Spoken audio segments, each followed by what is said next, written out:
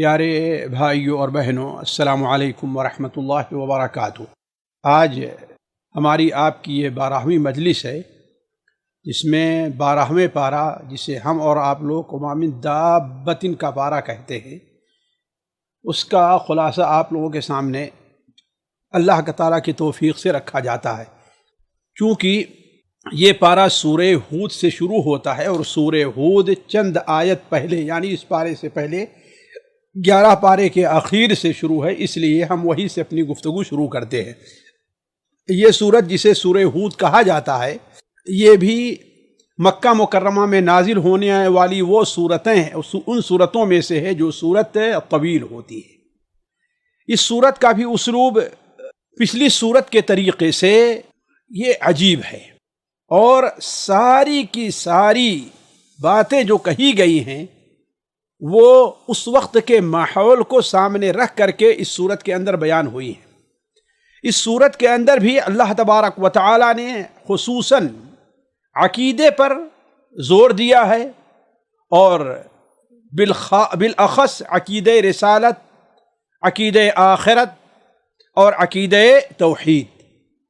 پچھلی صورت میں اور اس میں صورت میں فرق یہ ہے کہ پچھلی صورتوں میں ان عقائد کا جو ثبوت پیش کیا گیا تھا وہ حقائق کونیہ کو سامنے رکھ کر کے پیش کیا گیا تھا۔ یہ صورت اس کے بالکل برعکس ہے۔ اس صورت کے اندر اللہ تبارک و تعالی نے قصص اور انبیاء کے قصوں کو سامنے رکھ کر کے، انبیاء علیہ السلام کے قصوں کو سامنے رکھ کر کے اللہ کے رسول صلی اللہ علیہ وسلم کی رسالت اور توحید اور معاد وغیرہ کا مسئلہ ثابت کیا ہے۔ یہ صورت اس ناحیے سے بڑی اہم ہے کہ سنن ترمذی میں حضرت عبداللہ ابن عباس سے روایت ہے کہ حضرت ابوبکر صدیق رضی اللہ تعالیٰ عنہ نے جب نبی کریم صلی اللہ علیہ وسلم کے ریش مبارک میں چند سفید بال دیکھے تو کہا کہ شبت یا رسول اللہ، اے اللہ کے رسول آپ تو بوڑھے ہو گئے۔ اللہ کے رسول صلی اللہ علیہ وسلم نے ارشاد فرمایا، شیبتنی ہود والواقعہ والمرسلات وعما یتساءلون واذا الشمس کورت۔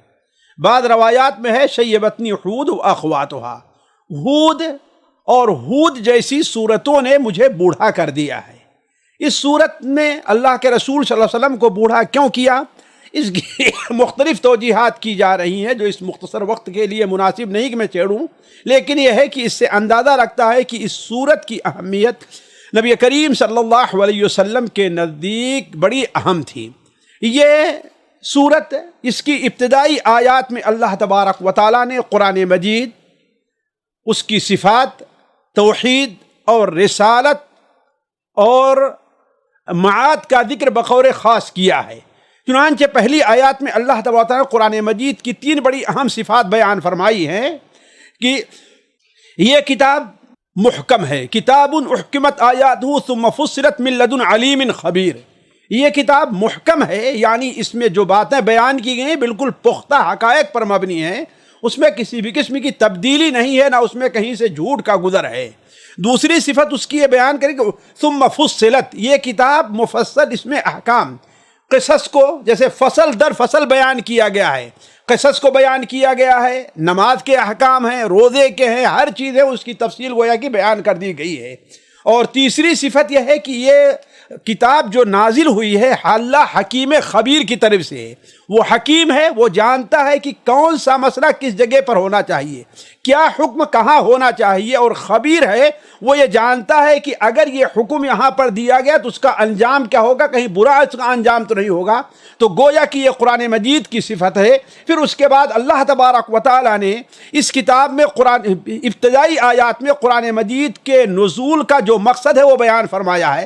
سب سے پہلا مقصد قرآن مجید کا یہ ہے کہ اللہ تبارک و تعالیٰ کی طرف دعوت دینا ہے، یعنی رسالت کا معنی یہ ہے کہ اللہ کی توحید کی طرف دعوت دی جائے، جیسے کہا من لدن حکیم خبیر اللہ تعبدوا الا اللہ انی لکم منہ نذیر و بشیر۔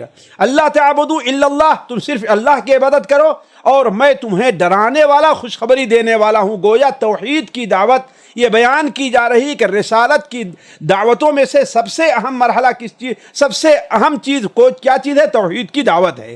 اس کے بعد اللہ تبارک و تعالیٰ نے اس کتاب کے نزول کا ایک مقصد اور بیان فرمایا کہ لوگ توحید کو اپنائیں اور شرک اور کفر سے توبہ کریں۔ اگر ایسا کر لیتے ہیں تو اللہ تبارک و تعالیٰ انہیں اس دنیا کے اندر اچھی نعمتیں یا اچھی زندگی عطا فرمائے گا۔ یمتعکم متاعا حسنا الی اجل مسمى ویؤتی کل ذی فضل فضلہ۔ علی کل حال اللہ تبارک و تعالیٰ کے اس صورت کے میں وسیع علم کا بھی بیان ہے۔ اللہ تبارک و تعالیٰ نے بعض ان لوگوں کو جو مشرکین تھے وہ اپنے چاہتے تھے کہ گویا کہ اللہ کے رسول کا مذاق اڑانا ہے، اللہ کے رسول صلی اللہ علیہ وسلم کے خلاف کوئی بات کرنی ہے، کوئی مکر کرنا ہے، سمجھتے تھے کہ اللہ تعالیٰ سے یہ بات پوشیدہ رہ جائے گی۔ اللہ تبارک و تعالیٰ نے یہ بیان فرمایا کہ دیکھو اللہ تبارک و تعالیٰ کی ذات تو وہ ہے کہ تم سے اس سے تمہاری کوئی بھی حالت پوشیدہ نہیں ہے، تمہارے سینوں کے بھید تک کو وہ جانتا ہے۔ اس کے بعد اللہ تبارک و تعالیٰ نے یہ بھی بیان فرمایا کہ ہر جانور کو اللہ تعالیٰ نے پیدا کیا ہے اور ہر جانور کی روزی کا بھی انتظام کیا اللہ تبارک و تعالیٰ نے، اور ہر جانور کے اس زمین پر رہنے کا بھی اللہ نے انتظام فرمایا ہے۔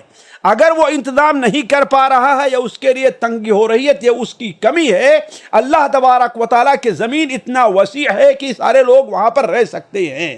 اسی طریقے سے اللہ تبارک و تعالیٰ نے بیان فرمایا کہ انتقال کے بعد لوگوں کا کہاں ٹھکانہ ہے وہ بھی اللہ تبارک و تعالیٰ نے اسی زمین میں بیان فرمایا ہے۔ جیسا کہ مرسلات میں اللہ نے سورہ المرسلات بیان فرمایا الم نجعل الارض کفاتا احیاء و امواتا۔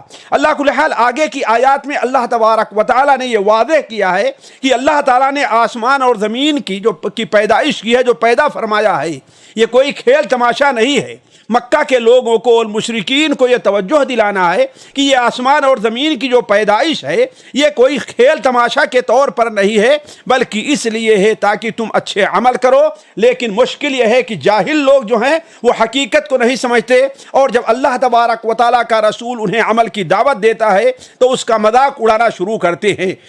کیونکہ جیسا کہ ہم نے میں بتا رہا تھا کہ یہ آیت مکہ مکرمہ کے آخری دور میں نازل ہوئی ہے، جبکہ نبی کریم صلی اللہ علیہ وسلم کے ساتھ مکہ کے مشرکین کا اختلاف بڑے زوروں پر تھا۔ اسی لیے اللہ تبارک و تعالیٰ نے دیکھیں اس آیت کی 12 اور 13 آیت میں آپ صلی اللہ علیہ وسلم کو اطمینان دلایا ہے، اور آپ کی لائی ہوئی تعلیم کی جو تکذیب کرتے ہیں اللہ تعالیٰ نے بیان فرمایا کہ آپ ان کی پرواہ نہ کیجئے۔ یہ کتاب تو وہ ہے کہ اگر ان کے سارے عابد و معبود، سارے جو پیشوا بنے ہوئے ہیں وہ اور ان کے پیروکار اگر جمع ہو کر کے بھی اس جیسی صورتیں لانا چاہیں تو نہیں لا سکتے۔ اللہ تبارک و تعالیٰ نے بیان فرمایا کہ یہ اس بات کی دلیل ہے کہ آپ اللہ کے رسول ہیں۔ کیوں؟ اس لیے کہ اگر اس جیسی کوئی کتاب لے آ دیتے، جیسا کہ اللہ تبارک و تعالیٰ بیان فرماتا ہے کہ ام یقولون افطرا، وہ کہتے ہیں کیا وہ کہتے ہیں کہ یہ کتاب آپ نے اپنی طرف سے گڑھ لی ہے، تو قل فاتوا بعشر سور مثلہ، اس جیسی 10 صورتیں بھی لا کر کے پیش کر دو۔ جب انہی کی زبان ہے، وہ قادر الکلام لوگ ہیں، عرب کے لوگ ہیں، انہی کی زبان میں ہے، اگر وہ ایسی کتاب نہیں لے آ پا رہے ہیں تو ایک طرف تو آپ کو تسلی ہونی چاہیے کہ آپ حق کے اوپر ہیں، اور دوسری طرف انہیں یہ عبرت حاصل کرنا چاہیے کہ یہ کتاب حق ہے اور آپ اللہ کے رسول ہیں۔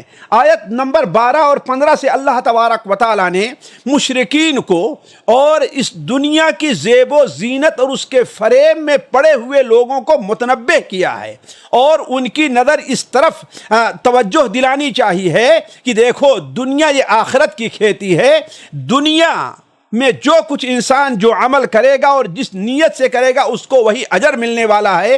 البتہ دنیا کے اندر کوئی شخص یہ سمجھتا ہے کہ اسے بہت کچھ ملا ہوا ہے، اسے بہت کچھ حاصل ہے، اور یہ سمجھتا ہے کہ وہ آخرت میں بھی اسے یہ چیز ملے گی، تو یہ بڑے دھوکے کی چیز ہے۔ من کان یرید الحیات الدنیا وزینتها نوفی الیہم اعمالہم فیہا وہم لا یبخسون اولئک الذین لیس لہم فی الآخرۃ الا النار۔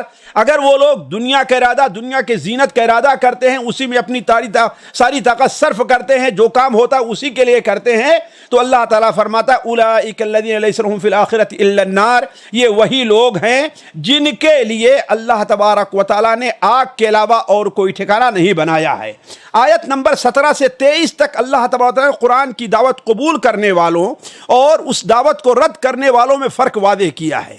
منکرین قرآن و رسالت کے آخرت میں، منکرین کو جو قرآن و رسالت کے منکر ہیں، اللہ تعالیٰ نے آخرت میں انہیں دردناک عذاب کی دھمکی دی ہے اور اہل حق کو اطمینان دلایا ہے کہ تم لوگ مطمئن رہو، ان کے اعتراضات سے تم بے دل نہ ہو، یہ ظالم ہیں اور قیامت کے دن ان کے سامنے رسوائی ہی رسوائی ہے۔ ومن اظلم ممن افترى على الله كذبا اولئك يعرضون على ربهم، اس سے بڑا ظالم اور کون ہو سکتا ہے جو اللہ تبارک و تعالیٰ پر بہتان باندھتا ہے، جھوٹ بولتا ہے اللہ تعالیٰ پر، اور یہ ایسے لوگ ہیں کہ یعرضون علی ربہم، اللہ تعالیٰ کے سامنے پیش کیے جائیں گے، اور فرشتوں، رسولوں اور تمام جن و انس کے گواہ ان کے خلاف گواہی دیں گے کہ یہی لوگ ہیں جو اللہ تعالیٰ پر دنیا میں جھوٹ بولتے تھے، اور ان کے اوپر اللہ تبارک و تعالیٰ کی لعنت ہے۔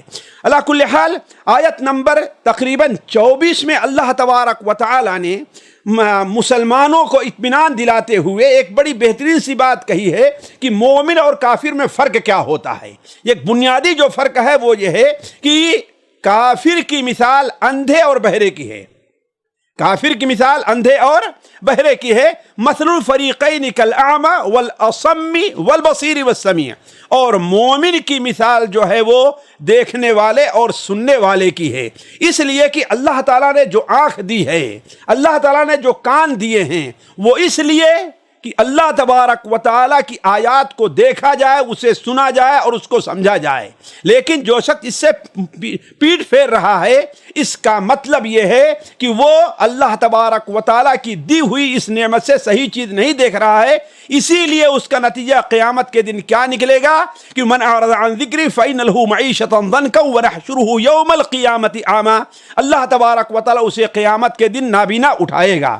اس فرق کے بعد اللہ تبارک و تعالیٰ نے اس کی مثال، یعنی مومن جو ہے وہ دیکھنے والا اور سننے والا ہے، اور کافر اندھا اور بہرا ہے، اس کی مثال میں اللہ تبارک و تعالیٰ نے تاریخی واقعات پیش کیے ہیں اور متعدد انبیاء کے قصے بیان کیے ہیں۔ بلکہ ساتھیوں یہ سورت تقریباً 15 صفحات کے اوپر مشتمل ہے۔ اس سورت کے 10 سے زائد صفحات میں صرف انبیاء علیہ السلام کے قصے بیان ہوئے ہیں۔ انبیاء علیہ السلام قصے، حضرت نوح علیہ السلام، حضرت ہود علیہ السلام، حضرت صالح، حضرت لوط اور ابراہیم، حضرت شعیب اور حضرت موسیٰ، ان لوگوں کا قصہ اللہ تبارک و تعالیٰ نے بیان کیا ہے۔ کسی کا قصہ طویل بیان کیا اور کسی کا مختصر بیان کیا ہے۔ تو اللہ تبارک و تعالیٰ نے ان نبیوں کے جو قصے بیان فرمائے ہیں، اس سے کئی چیزیں اللہ تبارک و تعالیٰ ثابت کرنا چاہتا ہے۔ اس کو ذہن میں رکھ کر کے آپ ان قصوں کو پڑھیے۔ پہلی چیز جو اللہ تعالیٰ ثابت کرنا چاہتا ہے وہ یہ ہے کہ دیکھو، عقیدہ توحید اور رسالت، یہ جو محمد صلی اللہ علیہ وسلم لا کر کے پیش کر رہے ہیں اور تمہیں اس پر انکار ہے، تم ان کو رسول ماننے کے لیے تیار نہیں ہو، اور وہ جو توحید کی دعوت دے رہے ہیں اسے تم قبول کرنے کے لیے تیار نہیں ہو، تو یہ کوئی نئی چیز نہیں ہے۔ جن نبیوں کو، جن لوگوں کو تم نبی مانتے ہو، ان کی دعوت بھی یہی رہی ہے۔ چنانچہ حضرت نوح علیہ السلام کا واقعہ اسی صورت میں آپ پڑھیں تو ان کی دعوت تھی کہ اللہ تعبدوا الا ایہ۔ حضرت شعیب، حضرت ہود، حضرت صالح علیہ السلام کی دعوت تھی یا قوم اعبدوا اللہ ما لکم من الہ غیرہ۔ یہ تو پہلی چیز ہے۔ دوسری چیز، نبی کریم صلی اللہ علیہ وسلم کو اطمینان دلانا ہے اور مکہ کے مشرکین کو متنبہ کرنا ہے اس بات پر کہ ہر نبی کی قوم کا موقف ہر زمانے میں ایک ہی رہا ہے۔ ہر نبی کی قوم کا جو موقف رہا ہے ہر زمانے میں ایک ہی رہا ہے۔ وہ کیا؟ نبی کی دعوت سے اعراض کرنا، نبی کی دعوت کو جھٹلانا، نبی کو دھمکیاں دینا اور ان کو تنگ کرنا، اور نبیوں کا مذاق اڑانا۔ یہ 4 چیزیں آپ پڑھیں گے، یہی چیز نبی کریم صلی اللہ علیہ وسلم کے خلاف ان کا پروپیگنڈا تھا۔ آپ کو تکلیف دیتے تھے، آپ کی بات سننے کے لیے تیار نہیں تھے، آپ کو دھمکیاں دیتے تھے، آپ کو جھوٹا اور جادوگر کا نعوذ باللہ من ذالک کہا کرتے تھے، اور جہاں تک آپ کا تمسخر اور مذاق اڑانا ہے یہ تو کوئی چھپی بات نہیں، قرآن میں اس کا ذکر ہے، اور یہی چیز تمام نبیوں کے ساتھ بھی رہا ہے۔ تیسری چیز، ہر نبی نے اپنی قوم کی بدسلوکی کا جواب اینٹ کا جواب پتھر سے نہیں دیا ہے، نبی نے صبر سے کام لیا ہے، اپنی دعوت پر ثابت قدمی دکھائی ہے، اور سب سے اہم یہ ہے کہ اللہ تبارک و تعالیٰ کا جو وعدہ رہا ہے ان کی کامیابی کا، اس کے اوپر ان کو یقین رہا ہے، اس میں کبھی ان کے پیر کے اندر کبھی یعنی ڈگمگایا نہیں سلسلے میں ان کا پیر۔ اور چوتھی چیز جو اہل مکہ کو خصوصی طور پر درس دینا تھا وہ یہ ہے، ہر نبی کی قوم کا انجام ایک رہا ہے، اسلوب بدلتے رہے ہیں، طریقے بدلتے رہے ہیں، لیکن ہر ایک کا انجام تباہی اور بربادی رہا ہے۔ یہ 3-4 چیزیں ہیں ہر نبی کا جن کا واقعہ اللہ تبارک تعالیٰ نے صورتوں میں بیان فرمایا ہے وہ ہوا ہے۔ سب سے طویل قصہ جو اس صورت میں بیان ہوا ہے حضرت نوح علیہ السلام کا ہے، شاید اتنی تفصیل کے ساتھ حضرت نوح علیہ السلام کا قصہ کہیں پورے قرآن میں کہیں اور نہیں آیا ہے۔ یہ قصہ 25 آیت سے لے کر کے 49 آیت تک، گویا 25 آیتیں، یہ تقریباً 3 صفحے یا اس سے کچھ کم زیادہ پڑتا ہے، مکمل حضرت نوح علیہ السلام کا قصہ ہے۔ حضرت نوح علیہ السلام نے جب اپنی قوم کو دعوت دی اور رسالت کی خبر دی کہ انی لکم نذیر مبین، اور قوم کو توحید کی دعوت دی، تو قوم نے ان کے سامنے 3 عذر پیش کیے ہیں۔ اللہ تعالیٰ نے یہی بتایا ہے کہ یہی عذر مکہ کے مشرکین بھی پیش کرتے تھے۔ پہلا عذر یہ تھا کہ آپ تو ہمارے جیسے ایک بشر ہیں، ہم ایک بشر کو رسول کیسے مانیں؟ دوسری چیز یہ ہے کہ آپ کے متبعین جو ہے نچلے طبقے کے اور موٹی عقل والے لوگ ہیں، بادی الرائے، جن کی کوئی وزن نہیں ہے معاشرے میں۔ اور تیسری چیز یہ ہے، آپ یہ کہتے ہیں کہ اگر توحید کے اوپر آ جاؤ، اگر ہماری بات مان لو، اللہ کو اپنا رب مان لو، تو اللہ تبارک و تعالیٰ تمہیں اس دنیا میں بھی نوازے گا۔ وَيُؤْتِ كُلِّ ذِي فَضْلٍ فَضْلَهُ يُمَتِّعْكُمْ مَتَاعًا حَسَنًا۔ متاع حسن، آپ دیکھیے قرآن مجید میں 2 لفظ استعمال ہوا ہے دنیا کے لیے، ایک متاع حسن ہے، ایک متاع غرور ہے۔ متاع حسن اس وقت ہے جبکہ مومنوں کے لیے ہے، اور متاع غرور کیا ہے؟ یہ جو کافروں اور فاسقوں کے لیے ہے، کافروں اور فاسقوں کے لیے ہے۔ تو جو آپ یہ کہتے ہیں کہ تمہیں متاع حسن حاصل ہوگا، تو ہم تو دیکھتے نہیں کہ ہم سے اچھے آپ مال میں کچھ ہوں اور منصب میں کچھ ہوں، یہ تینوں چیزیں آپ کو حاصل نہیں ہیں۔ اس کے جواب میں حضرت نوح علیہ السلام نے سنجیدگی سے انہیں سمجھایا، اپنی رسالت کی حقیقت واضح کی کہ لوگوں میں کوئی فرشتہ نہیں ہوں، میں تمہاری جیسا ایک انسان ہوں، میں کوئی غیبی خزانہ اپنے پاس نہیں رکھتا، نہ ہی اللہ نے مجھے کوئی غیب کی خبر دی ہے، میرا مقصد صرف تمہاری خیر خواہی اور تمہیں دعوت کی طرف بلانا ہے۔ ایک مدت اسی پر گزر جاتی ہے۔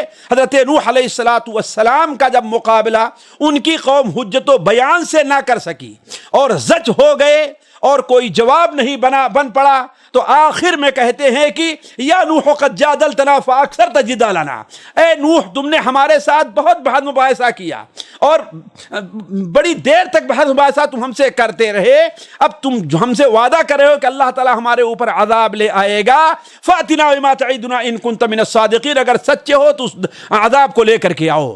نوح علیہ السلام نے کہا کہ عذاب لانا یہ میرے بس میں نہیں ہے، اور میری قوم کے لوگوں اللہ کے عذاب کے لیے جلد بازی نہ کرو، اللہ تمہیں عذاب نہیں دینا چاہتا، میں تمہیں عذاب کے اندر نہیں مبتلا کرنا چاہتا، میں تمہارے لیے خیر خواہ ہوں، نصیحت کر رہا ہوں۔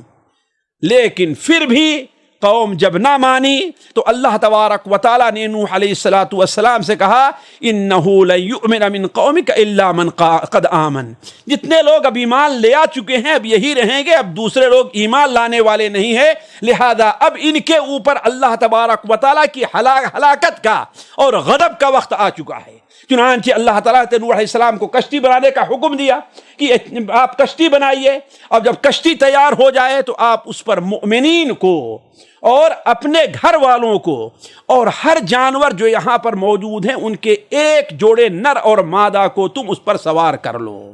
حضرت نوح علیہ السلام کشتی بنا رہے تھے، لوگ ان کا مذاق اڑا رہے تھے کہ ایک تو ہمارے ہاں خشک سالی ہے، خشک سالی میں کہاں سیلاب آ رہا ہے، یہ کشتی بنا رہے ہیں۔ لیکن چونکہ حضرت نوح علیہ السلام کو اللہ تعالیٰ کا وعدہ تھا اور اللہ تعالیٰ کے وعدے پر یقین تھا، یہ تیار ہوا، اور جب اللہ تعالیٰ کا وقت محدد آ چکا تو اللہ تبارک و تعالیٰ نے آسمان اور زمین کو حکم دے دیا کہ آسمان سے بارش آئے اور زمین سے چشمے ابل پڑے۔ نتیجہ یہ ہے کہ طوفان آیا، اور یہ طوفان اتنا خطرناک رہا کہ آہستہ آہستہ آہستہ صرف گھروں کو نہیں بلکہ پہاڑوں کو بھی اس طوفان نے ڈبو دیا۔ حضرت نوح علیہ السلام اپنے ساتھیوں کو کشتی کے اوپر لے کر کے چلتے رہے، اور جتنے کافر تھے وہ سارے کے سارے اس دنیا کے اندر تہس نہس ہوتے رہے۔ یہ ماجرا نوح علیہ السلام اپنی آنکھوں سے دیکھتے رہے۔ اسی میں وہ مرحلہ بھی پیش آیا کہ اپنے بیٹے کو جب دیکھا کہ وہ سمندر میں وہ پانی پہ تیر رہا ہے اور کوئی جائے پناہ ڈھونڈنا چاہتا ہے، باپ کی محبت غالب آئی اور کہا کہ اے بیٹے تم میرے ساتھ آ جاؤ، اس لیے کہ آج اللہ کے عذاب سے کوئی نجات دینے والا نہیں ہے۔ لیکن اللہ تعالیٰ نے جس کو بدبختی مقرر کر دی، اس نے کہا میں اس پہاڑ پر چڑھ جاؤں گا اور وہاں سے بچ جاؤں گا۔ حضرت نوح علیہ السلام نے کہا لا عصم اليوم من امر اللہ، آج اللہ کے اس عذاب سے کوئی کسی کو بچانے والا نہیں ہے۔ علی کل حال اتنے میں ایک سیلاب آیا، پانی کا ایک ریلا آیا اور بیٹے کو بہا کر کے لے کر چلا گیا۔ حضرت نوح علیہ السلام نے اللہ تبارک و تعالیٰ سے علی کل حال کہنے کا مطلب یہ ہے کہ اس طریقے سے نوح علیہ السلام کی قوم کو اللہ تبارک و تعالیٰ نے ڈبو دیا۔ اس موقع پر اللہ تبارک و تعالیٰ نے اس قصے کے خاتمے پر نبی صلی اللہ علیہ وسلم کو جو سبق دیا، اور آپ کے ذریعے یہ سبق مسلمانوں اور صرف کافروں کی طرف اشارہ تھا۔ اللہ تعالیٰ نے فرمایا کہ تلک من انباء الغیب نوحیہا الیک، یہ غیب کی باتیں ہیں جس کی وحی ہم آپ کی طرف کر رہے ہیں۔ اس کا مطلب نبی غیب نہیں جانتا۔ لا تعلم ما كنت تعلمها انت ولا قومك، نہ آپ اس قصے کی تفصیل جانتے تھے، نہ آپ کی قوم جانتی تھی، اور آپ صبر کیجئے، یقین رکھیے کہ ان العاقبۃ للمتقین۔ دوسرا قصہ اللہ تبارک و تعالیٰ نے حضرت ہود علیہ السلام کا ذکر فرمایا ہے، اور یہ 50 سے 60 آیت تک ہے۔ حضرت ہود علیہ السلام نے اپنی قوم کو بھی توحید کی جب دعوت دی اور انہیں سمجھانا چاہا، تو وہ جب ماننے پر تیار نہ ہوئے تو اللہ تبارک و تعالیٰ انہیں آزمانے کے لیے ان کے اوپر قحط سالی مسلط کر دی، اور جو کھجور کے تنے نما ان کا جسم تھا، جب کھانے کی چیز مہیا نہیں تھی، جانوروں کے اندر دودھ نہیں تھا، تو ان کے جسم کے اندر کمزوری آنے لگی۔ حضرت ہود علیہ السلام نے کہا یا قوم استغفروا ربکم ثم توبوا الیہ، اے میری قوم کے لوگوں اللہ تعالی حضور توبہ کرو اور اپنی غلطیوں کو مانو، اللہ تعالیٰ تمہارے اوپر موسلا دار بارش نازل کرے گا اور وہ نعمتیں تم کو دے گا کہ یزدکم قوۃ الی قوتکم، تمہاری قوت پہلے سے بھی زیادہ ہو جائے گی۔ لیکن قوم جب ماننے کے لیے تیار نہ ہوئی، حضرت ہود علیہ السلام کو مزید تنگ کر رہے، تو اللہ تبارک و تعالی نے ان کے اوپر تند تیز ہوا بھیج کر کے ان کو نیست و نابود کر دیا۔ تیسرا واقعہ حضرت صالح علیہ السلام کا ہے، جو 61 آیت سے لے کر کے 68 آیت تک، یعنی 8 آیتوں پر مشتمل ہے، اور حضرت ہود علیہ السلام کی بھی دعوت، جیسا کہ ہم نے کہا ان کی بھی توحید رہی ہے۔ اس کے بعد اللہ تبارک و تعالیٰ نے 69 آیت سے لے کر کے 76 تک ابراہیم علیہ السلام کے پاس مہمانوں کے آنے کا، اور انہیں حضرت اسحاق علیہ السلام کی خوشخبری دینے کا ذکر ہے کہ اللہ تعالیٰ انہیں خوشخبری دی۔ 77 نمبر آیت سے لے کر کے 83 نمبر حضرت ہود علیہ السلام کی قوم، ان کی ہلاکت کا ذکر اللہ تبارک و تعالیٰ نے فرمایا ہے۔ اور حضرت ہود علیہ السلام کی قوم کی ہلاکت آپ لوگ جانتے ہیں کہ فرشتے، ان کے اللہ تعالیٰ کے جو فرشتے آئے تھے مہمانوں کی شکل میں حضرت لوط علیہ السلام کے پاس، اور قوم نے انہیں خوبصورت لونڈا سمجھ کر کے ان کو ساتھ بدتمیزی کرنے کا ارادہ کیا۔ حضرت ہود علیہ السلام پریشان ہو گئے، تو ان فرشتوں نے کہا کہ اے ہود اے لوط آپ پریشان نہ ہو، ہم اللہ تعالیٰ کے فرشتے ہیں، یہ ہمارا کچھ نہیں بگاڑ سکتے۔ اب ایسا کیجئے کہ آپ اپنے ساتھ مسلمانوں کو لیجئے، اور آپ کے اہل، آپ کی بیوی کے علاوہ، اس لیے کہ وہ کافر ہی تھی، اپنی بیوی کو لے کر کے آپ نکل جائیے۔ قد جاء امر ربک، ان کے اوپر تیرے رب کا معاملہ فیصلہ اب آ گیا ہے۔ چنانچہ حضرت جبرائیل کے بارے میں آتا ہے، کچھ بستی کو اٹھایا اور سما سمائے دنیا تک لے گئے اور وہیں سے پلٹ دیا۔ پھر اس کے بعد اللہ تبارک و تعالیٰ نے ان کے اوپر پتھروں کی بارش کی۔ ان پتھروں کی بارش کے بعد اللہ تعالیٰ نے اہل مکہ کو بڑی عظیم دھمکی دی ہے، اور صرف اہل مکہ کو نہیں، ان کے ذریعے ہر زمانے کے ظالموں کو اللہ تعالیٰ نے بڑی عظیم دھمکی دی ہے۔ وہ کیا ہے؟ مسومۃ عند ربک، یہ جو کنکر اور پتھر تھے ہر ایک اللہ تعالیٰ کے نزدیک اس پر جس کو پڑھنا ہے اس کے نام لکھے ہوئے تھے، نشان زدہ تھے۔ اور وما ہی من الظالمین ببعید، اور یہ پتھر اللہ تعالیٰ کے جو ظالم لوگ ہیں اللہ تعالیٰ کی طرف سے یہ پتھر ان سے دور نہیں ہیں، ان تک بھی یہ پہنچ جائیں گے۔ علی کل حال اللہ تبارک و تعالیٰ نے اسی پارے میں آیت نمبر 84 سے 95 حضرت شعیب علیہ السلام کا ذکر کیا ہے۔ حضرت شعیب علیہ السلام جب آئے اپنی قوم کو جہاں توحید کی دعوت دی، وہیں ان کے یہاں جو ناپ تول میں کمی تھی، زبردستی ٹیکس وصولا کرتے تھے، اس کے اوپر بھی ان کی اصلاح کرنے کی کوشش کی، لیکن آج کا جو ایک مزاج ہے وہی جواب ان کی قوم نے دیا کہ یا صالح اصلاتک تأمرک ان نترک ما یعبد آباؤنا، اے صالح نماز کا معاملہ اور ہے، ذکر کا معاملہ اور ہے، وہ مسجد تک معاملہ ہے، یہ ہمارے مال ہے، ہم اس کے اندر جیسا چاہے تصرف کریں، ہم اس میں سود لے، رشوت لے، دھوکہ دے کر کے بیچے، جیسے کریں، جو ہمارے مال ہے ہم جیسا چاہیں اس کے اندر کریں۔ حضرت ہود علیہ السلام نے انہیں سمجھانا چاہا، لیکن جب وہ نہ مانے تو اللہ تبارک و تعالیٰ نے ان کے اوپر چیخ کا عذاب بھیجا، جس کی خوف سے اولا تو انہوں نے اپنے ہاتھوں کو اپنے کانوں پر رکھا، اور چیخ سے بچنے کے لیے جیسے گھٹنے کے بل جھکے ہیں تو ان کے اوپر یہ عذاب مسلط ہوا اور اسی طریقے سے پڑے رہ گئے۔ اللہ تبارک و تعالیٰ نے 96 سے 99 تک حضرت موسیٰ علیہ السلام اور فرعون کا مختصر ذکر کیا ہے۔ پھر آیت نمبر 100 اور اس کے بعد سے اللہ تعالیٰ نے مذکورہ تمام قصے کے اوپر ایک عجیب تبصرہ کیا ہے۔ وہ تبصرہ یہ ہے جس کا اختصار میں آپ کے سامنے رکھتا ہوں، ورنہ وہ آیتیں ساتھیوں پڑھنے کے لائق ہیں۔ اللہ تعالیٰ بیان فرمایا کہ یہ بستیاں جن کے واقعات ابھی ہم نے آپ کے سامنے بیان کیے ہیں، ان میں سے بعض کے کھنڈرات تو آج موجود آپ دیکھ رہے ہیں، حضرت صالح علیہ السلام کی قوم کے تھے، اور کچھ ایسے ہیں جن کا نام و نشان آج موجود نہیں ہے۔ یاد رہے کہ ہم نے ان پر ظلم نہیں کیا، بلکہ شرک کر کے، رسولوں کی مخالفت کر کے، نافرمانی کر کے، انہیں تنگ کر کے ان لوگوں نے خود اپنے اوپر ظلم کیا ہے۔ اور یاد رکھیں جب اللہ تبارک و تعالیٰ کا عذاب آیا ہے تو ان کے باطل معبود ان کے کسی کام نہیں آئے، بلکہ اس پر ان کو مزید افسوس ہوا ہے۔ اور یاد رکھیں وَكَذَلِكَ أَخْذُ رَبِّكَ إِذَا أَخَذَ الْقُرَى وَهِيَ ظَالِمَةٌ، اللہ تعالیٰ جب کسی ظالم بستی کو پکڑنا چاہتا ہے تو اس کی پکڑ ایسی ہوتی ہے، ان اخذہ علیم شدید، بڑی دردناک اور بڑی سخت ہوتی ہے۔ آخر میں اللہ تبارک و تعالیٰ نے حشر کے میدان کی بعد، ہولناکیوں کے ذکر کے بعد، نبی کریم صلی اللہ علیہ وسلم کو تسلی دیتے ہوئے فرمایا کہ آپ ان کے باطل معبودوں اور ان کے نفع نقصان کے جو مالک ہونے کا دعویٰ ہے، آپ اس پر کوئی توجہ نہ دیں، اور نہ ہی آپ کے ساتھیوں کو کچھ اس بارے میں شک میں مبتلا ہونے کی ضرورت ہے۔ یہ اپنے باپ دادا کی طرح وہ گمراہیوں کے اندر بھٹک رہے ہیں۔ اور سب سے آخر میں جو اس صورت کا خلاصہ ہے، اور میں اپنے ان بھائیوں سے جو دعوت کے میدان سے کچھ توجہ جو تعلق رکھتے ہیں، ان کو سے میں گزارش کروں گا کہ اس کے اوپر توجہ دیں۔ اللہ تبارک و تعالیٰ نے آخر میں حضرت موسیٰ علیہ السلام کا دوبارہ ذکر فرمایا، اور یہ کم ہوتا ہے کہ ایک ہی صورت میں 2 بار کسی نبی کا ذکر ہے، لیکن یہاں پر آیا ہے۔ یہاں پر ذکر اس ناحیے سے فرمایا ہے کہ دیکھیے جیسے ہم نے آپ کو کتاب دی ہے، ایسے ہم نے موسیٰ کو بھی کتاب دی، موسیٰ علیہ السلام۔ اس کتاب کا معاملہ یہ ہوا کہ لوگوں نے، ان کے ساتھیوں نے اختلاف کیا، کچھ لوگوں نے تو اس کتاب کو قبول کر لیا، لیکن زیادہ تر لوگ وہ تھے جنہوں نے اس کتاب کو قبول نہیں کیا، اس کے بارے میں شک کے اندر مبتلا تھے۔ انہو فی شک منہ مریب، شک کے اندر مبتلا تھے۔ اب آپ کی قوم کو ایسا نہیں ہونا چاہیے، بلکہ کیا ہونا چاہیے؟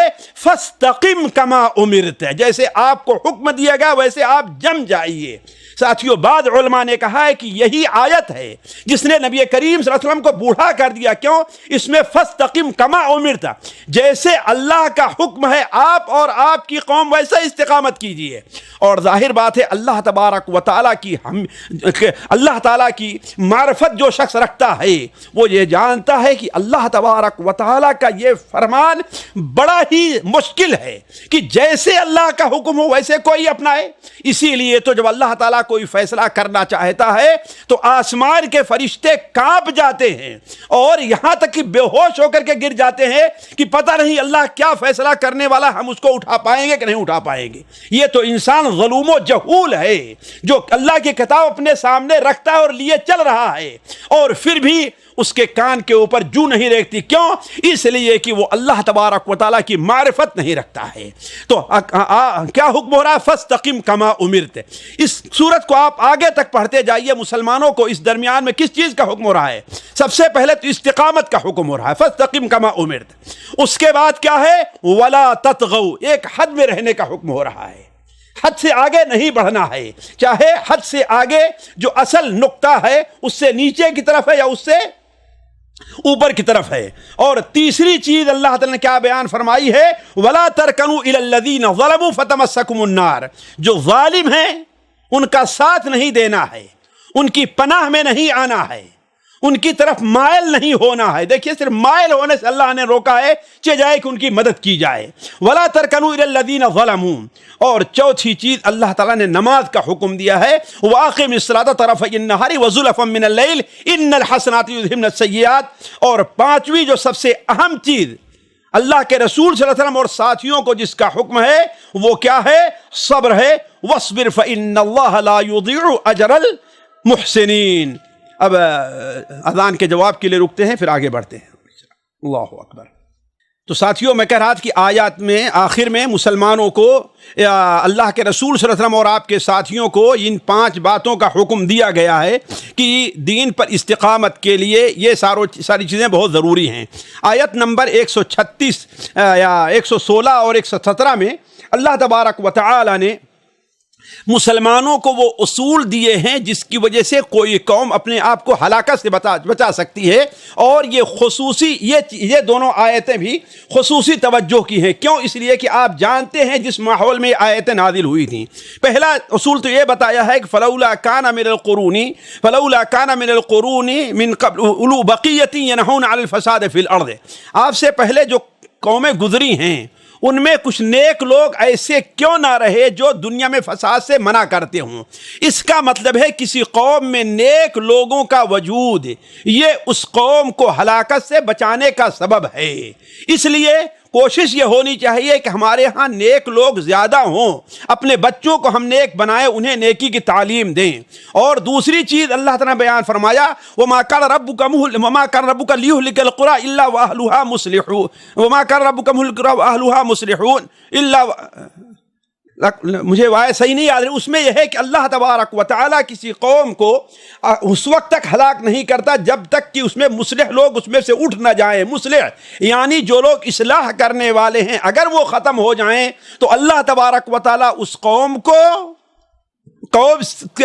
کو ہلاک کر دیتا ہے. تو گویا صرف نیک لوگوں کا وجود ہی کافی نہیں ہے، نیک لوگوں کے ساتھ ساتھ ضروری ہے کہ وہ فساد سے لوگوں کو منع کرتے ہیں، لوگوں کو بھی نیکی کی دعوت دیتے رہیں. آگے کہ بالکل سورت کے خاتمے پر اللہ تعالیٰ نے اس سورت کا خاتمہ بھی رسالت اور توحید پر کیا ہے، جس طریقے سے اس سورت کی ابتدا رسالت اور توحید پر کی تھی. اور میں کئی بار یہ بتا چکا ہوں کہ عموماً بڑی جو صورتیں ہیں ان کی ابتدا جس موضوع پر ہوتی ہے اسی پر ان کی انتہا بھی ہوتی ہے.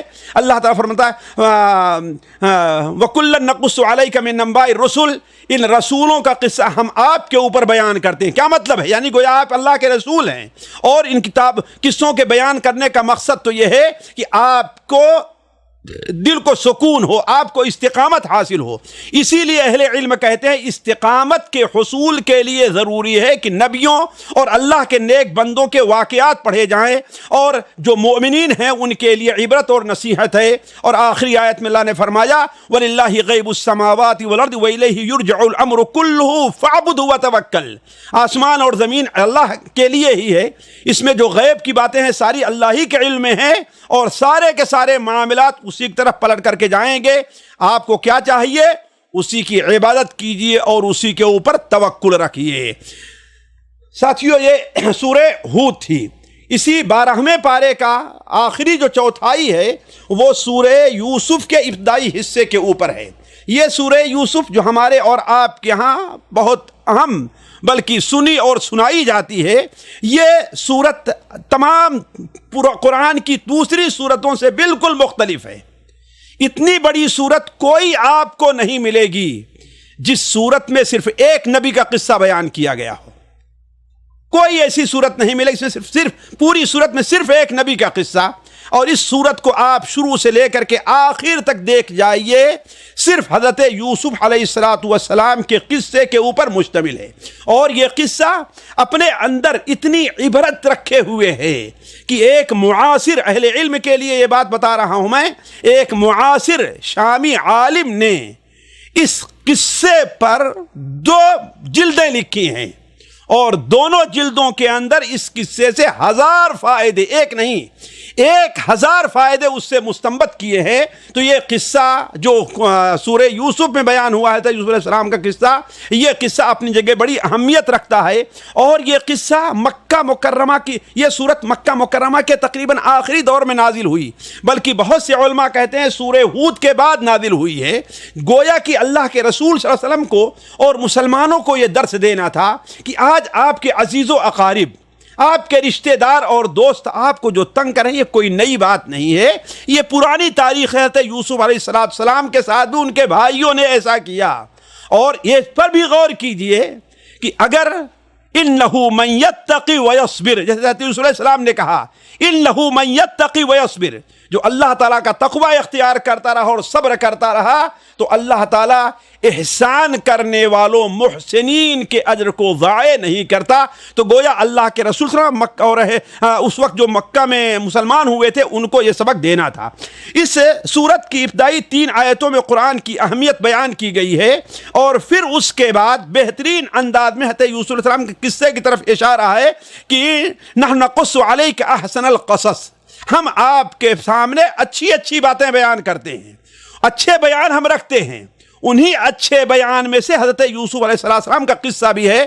ہمارے بہت سے لوگ، بعض مفسرین بھی یہ کہتے ہیں کہ ہاں یوسف علیہ السلام کے قصے کو احسن القصص کہا اللہ کے رسول نے، نہیں، اللہ تعالیٰ نے پوری کتاب کو، قرآن کو احسن القصص کہا ہے، اس لیے کہ حضرت یوسف علیہ السلام کا قصہ جیسے بہترین قصہ بڑی عبرت والا ہے، حضرت موسیٰ علیہ السلام کا قصہ اس سے کم عبرت والا نہیں ہے۔ اسی لیے اللہ نے حضرت موسیٰ کے قصے کو سب سے زیادہ قرآن مجید میں بیان کیا ہے۔ حضرت یوسف علیہ السلام کا قصہ صرف ایک جگہ قرآن مجید میں آیا، اسی پارے کے اسی سورت میں۔ حضرت یوسف کا نام 1-2 جگہ اور آیا ہے، لیکن قصہ صرف یہی بیان ہوا ہے، جبکہ حضرت موسیٰ علیہ السلام کا قصہ کوئی پارہ ایسا نہیں ہے، کوئی بڑی صورت ایسی نہیں ہے جس میں حضرت موسیٰ علیہ السلام کا قصہ نہ بیان ہو۔ تو احسن القصص جو اللہ نے فرمایا ہے، پورے قرآن کے اندر جو قصے اور جو باتیں ان کو بیان کیا ہے، انہی میں سے ایک چیز حضرت یوسف علیہ السلام کا قصہ بھی ہے۔ حضرت یوسف علیہ السلام کے قصے کے شروع، اس سورت کے شروع میں اللہ نے 4 آیت سے لے کر 6 آیت تک حضرت یوسف علیہ السلام کا وہ خواب بیان کیا ہے کہ انہوں نے خواب دیکھا اور اپنے والد سے بیان کیا کہ میں دیکھ رہا ہوں کہ سورج اور چاند اور 11 ستارے مجھے سجدہ کر رہے ہیں۔ یہ حضرت یوسف علیہ السلام کی نجابت کا یہ پہلا مرحلہ تھا۔ اسی لیے حضرت یعقوب جو ان کے والد تھے وہ ان سے بڑی محبت کرتے تھے، ایک تو خوبصورتی تھی، بڑے نجیب تھے، اس کے علاوہ اس خواب کی بنیاد پر حضرت یعقوب علیہ السلام نے یہ سمجھ لیا کہ ابراہیم کے دین کا وارث میرے بعد جو بننے والا ہے وہ یوسف ہے، لہذا ان سے زیادہ محبت کرنے لگے، ان کی زیادہ قدر کرنے لگے، اور اس پر حضرت یوسف علیہ السلام کے بھائیوں کو بڑا حسد ہوا۔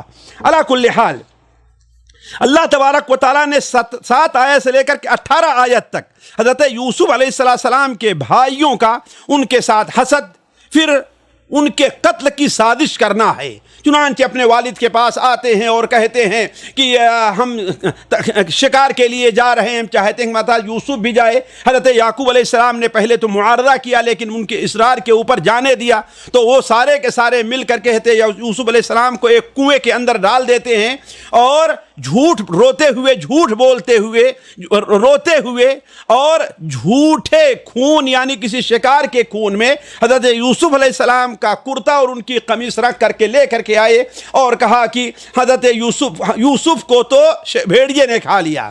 علی کل حال حضرت یوسف علیہ السلام کی آزمائش کا یہ پہلا مرحلہ تھا۔